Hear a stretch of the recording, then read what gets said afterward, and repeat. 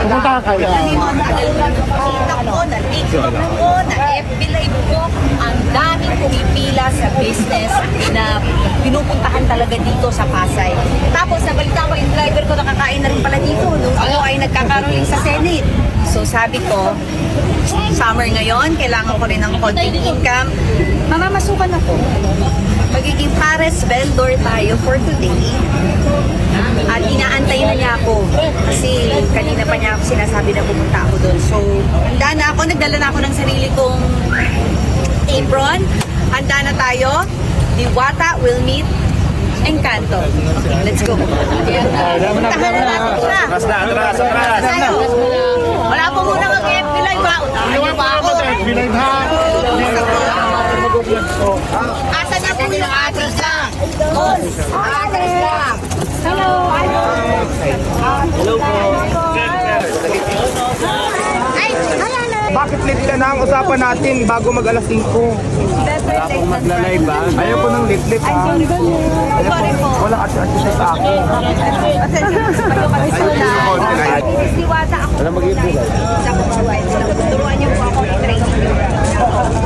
Hindi ka na. Turuan kita kung paano magtinda, kung paano magluto ng chicken. Lahat ituro ko sa'yo. Chicken, si at saka kin. Chicken lang ang spelling. Parang yun ang parang kaysa sa Paris, mas ano kayo chicken. Chicken, oo. Yes, kasi yung chicken kasi sariling version ko yan na hindi ko pinaya kayo. Kasi di ba marami ng fried chicken, chicken camerot, ako naman chicken, diwata, chicken joy. O, di ba? Mas unique.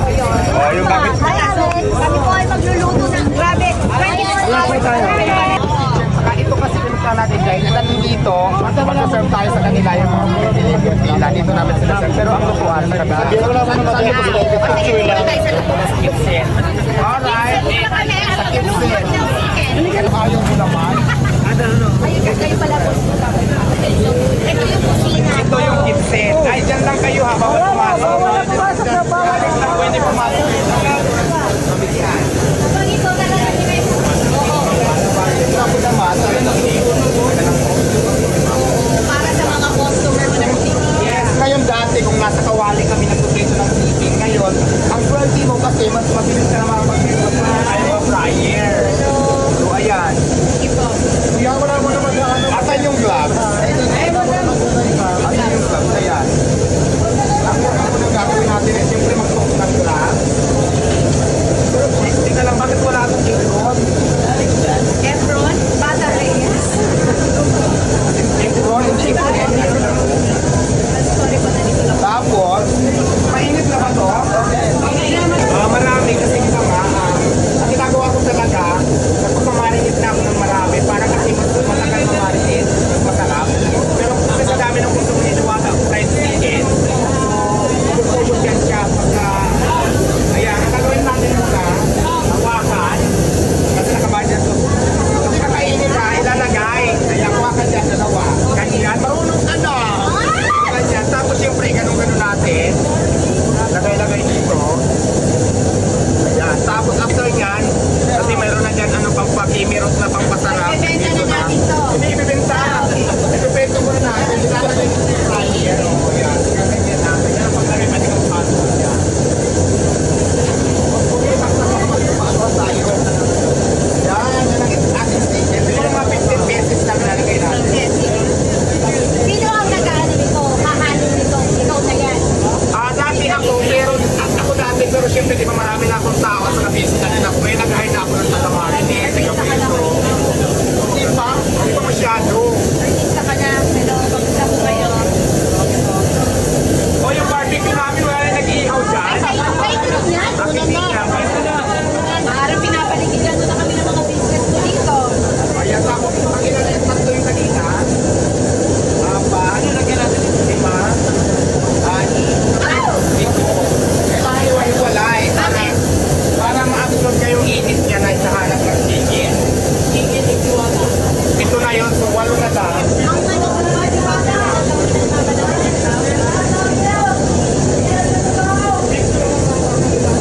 so dati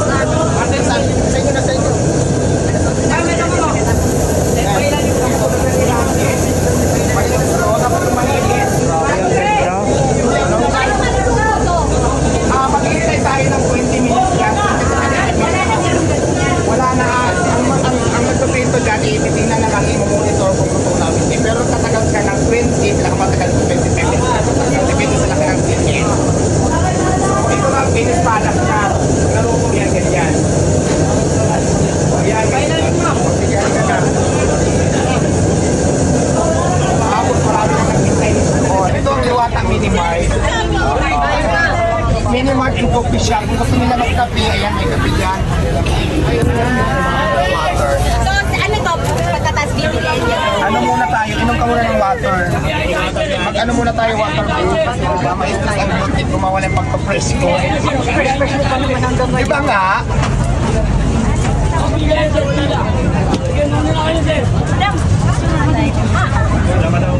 Ay, ano ito lang na ano? Ay, naku.